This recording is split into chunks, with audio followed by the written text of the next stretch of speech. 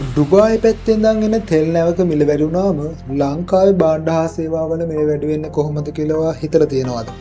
ඒ වගේම මේ ඊයේ පෙරේදා ඩොලර් රේට් එක වැඩි වුණා 340 350 වගේ දක්වා. ඉතින් ඔයා මේ වෙන්නේ කොහොමද කියලා හිතලා තියෙනවද?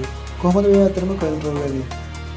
ලංකාවේ ආර්ථික අවදානම වගේම මේක කොහොමද කළමනාකරණය කරන්න කියන එක ඔයා මේ රටේ පුරවැසියෙක් විදිහට අනිවාර්යයෙන්ම දැනගන්න ඕනේ කාරණා. ඉතින් ඒක ඒ සම්බන්ධව පොඩි විග්‍රහයක් ගන්න තමයි බලාපොරොත්තු වෙනවා. මේ දවස්වල මේ සෝෂල් මීඩියා වල වගේ ගොඩක් ෂෙයා වෙන සමහර පෝස්ට් ඉතින් මේකේ තියෙන ඇත්තේ යථාර්ථය නැත්නම් ලොජික් එක මොකක්ද කියලා දන්නේ නැත්නම් සමහරක් වෙලාවට ෂෙයා කරනවා වෙන්න පුළුවන්. ඒ වගේ දේවල් අපි දාගෙන ගොඩක් අය ෂෙයා කරලා දෙනවා. සමහරකට වැරදි මත. ඒ නිසා මේ ආර්ථික දැනුම ඔයාලට එකතු කරගන්න කියලා ආරාධනා කරනවා. ඔයා ආර්ථික විද්‍යාව ඉගෙන ගන්න ශිෂ්‍යෙක් විදියට හෝ එහෙම නැත්නම් සමාජීය පුරවැසියෙක් විදියට මේ දැනුම එකතු කරගන්න ඕනේ. ඉතින් ඔයා සමහරට දන්නව වෙන්නත් පුළුවන් මේ උද්දමනයේ තියෙන කොස්ට්, ඒ කියන්නේ මේ පිරිවැයෙන් තල්ලු වෙන උද්දමනය කියලා දෙයක්. ඒ කියන්නේ කොස්ට් පුෂ් ඉන්ෆ්ලේෂන් කියලා දෙනවා. මොකද කොස්ට් පුෂ් ඉන්ෆ්ලේෂන් කියලා දෙනවා.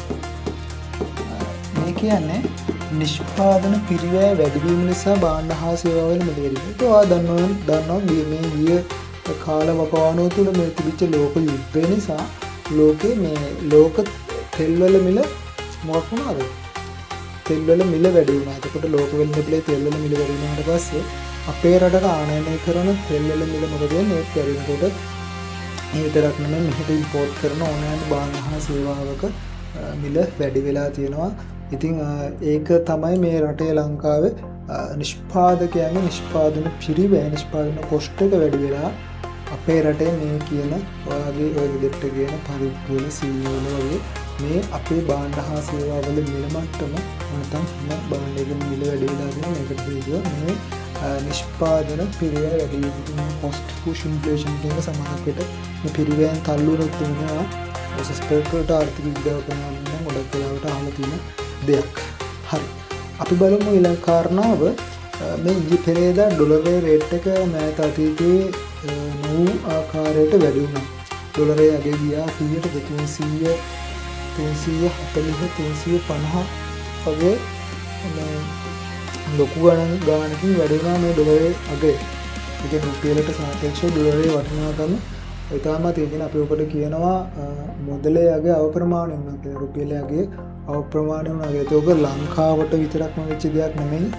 අතන කතාව ඔක ඉන්දියාව, ඉන්දුනීසියාව වගේ රටවල් වලත් මේ තමන්ගේ දේශීය මුදලේ අගේ ලොකුවටම අවප්‍රමාණය වුණා. ඉතින් මේකත් මේ ලෝක යුද්ධය නිසා වෙච්ච කාරණාවක් හේතුව තමයි මේ ඩොලරේ අපි මේ මොනගේ ආනයනය කරත් තෙල් ආනයනය කරද්දී විශේෂයෙන්ම තෙල් ආනයනය කරද්දී තෙල් වල මිල වැඩි වුණා. නමුත් අපි මේවට ගෙවන්නේ ඩොලර. එතකොට මේවට රුපියල් ගෙවන්නේ නැහැ, ඩොලර් ගෙවන්නේ. එතකොට මොකක්ද වෙන්නේ? ඩොලර් වල ඉල්ලුම වැඩි වෙනවා. ඉතින් ලංකාවේ මේ ඩොලරේ අගේ තීරණය වෙන්නේ 9 විනිමය අනුපාතික ක්‍රමය අනුව 9 විනිමය අනුපාතිකය කියලා කියනවා. 9 විනිමය අනුපාතය අනුව තමයි අපේ රටෙත් මේ ඩොලර් අගේ තීරණය වෙන්නේ. ඉතින් මේකට කියනවා ෆ්ලෙක්සිබල් එක්ස්චේන්ජ් රේට් කියලා. ෆ්ලෙක්සිබල් එක්ස්චේන්ජ් රේට් කියනවා. මේකෙන් වෙන්නේ මේ ඩොලර් වල තියෙන ඉල්ලුම හා සැපයීම අනුව තමයි ඩොලරේ අගේ තීරණය. ඒකට මෙන්න මේ වගේ දෙයක් වෙන්නේ. මෙතන අපි කියනවා ඩොලර් ඉල්ලුමක් කියලා. මේක ඩොලර් සැපයීමක්. හරි. එතකොට මෙන්න මේ වගේ තීරණය වෙලා තියෙන අපි හිතමු 320 කියලා 320ක් වෙලා තියෙන එකක්. නමුත් ඇත්තම කතාව දැන් තෙල් වල මිල වැඩි වෙලා මේ වගේ තත්ත්වයක් තුළ අපි තෙල් ගන්න මොනවද කියවනේ ඩොලර්. එතකොට ඩොලර් වල ඉල්ලුම තමයි වැඩි වෙන්නේ. එතකොට ඩොලර් මේ ඉල්ලුමක් වෙන විදිහට ගහනකොට විතැන්වීමක් සිද්ධ වුණොත් අනිවාර්යයෙන් මොකක් වෙනවද? මේ ඩොලරේ අගේ 340ක් 350ක් වගේ මේ ඉහළට වැඩිවීමක් වෙනවා ඩොලරේ අගේ. හරි.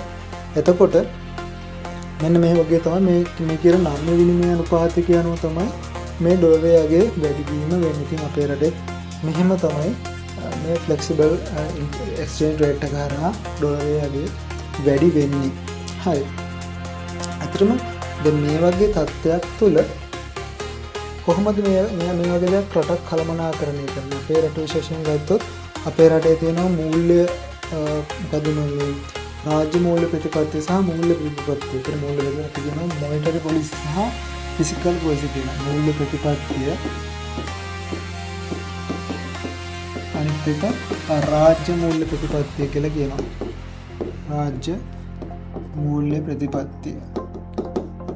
මේ මොනිටරි පොලිසි සහ ෆිසිකල් පොලිසි හරහා මේ ඩොලරේ ඉල්ලුමට බලපෑමක් කරන්න පුළුවන්. ඉතින් මේක තමයි කරන්නේ. දැන් සාමාන්‍යයෙන් මූල්‍ය ප්‍රතිපත්තිය කියලා කියන්නේ අපේ ආර්ථික කටයුතු වල රජය මැදිහත් වෙලා මේ පොලි අනුපාතික අඩු වැඩි කරලා නැත්නම් පොලි අනුපාත වලට බලපෑම් කළා රට තුල ගවේෂණ මුදල් ප්‍රමාණය රජයට අවශෝෂණය කරන රජයට ගන්නවා. ඉතින් මේ වගේ දෙයක් තමයි මූල්‍ය ප්‍රතිපත්තිය හරහා මේක කන්ට්‍රෝල් කරන්නේ. අනිත් එක රාජ්‍ය මූල්‍ය ප්‍රතිපත්තිය. මාට රාජ්‍ය මූල්‍ය ප්‍රතිපත්තිය කිව්වම මට මතකෙට එන්නේ මේ ළඟදී ලොකු කතා බහක් ගියා.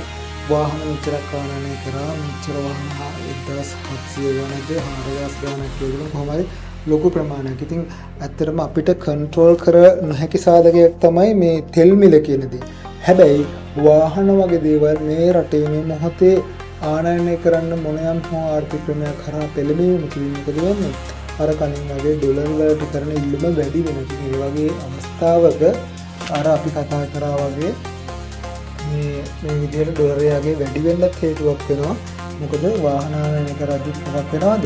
වාහන අපි ආනයනය කරද්දි රුපියල් ගිවන්නේ නැහැ. කියලා මොකද මාර්ගයෙන් ඩොලර්. එතකොට ඩොලරයගේ ඩොලර් වලට තියෙන ඉල්ලුම වැඩි වෙලා රේට් එක වැඩි වෙන්න බලපාන. නමුත්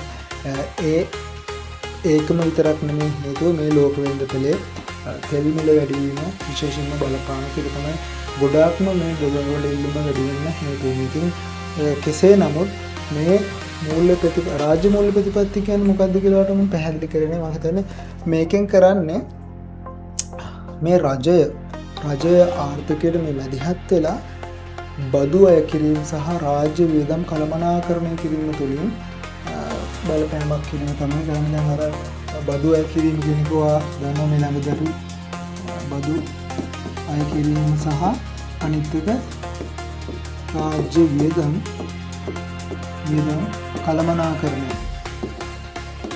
එතකොට මේ බදු අය කිරීම ගැන කතා කරනවා නම් DST මේ ළඟදී අලුතෙන් හඳුන්වා දුන්නා. DST කියලා ඩිජිටල් සර්විස් ටැක්ස් එක තමයි පළවෙනි ඉඳන් ක්‍රියාත්මක කරා.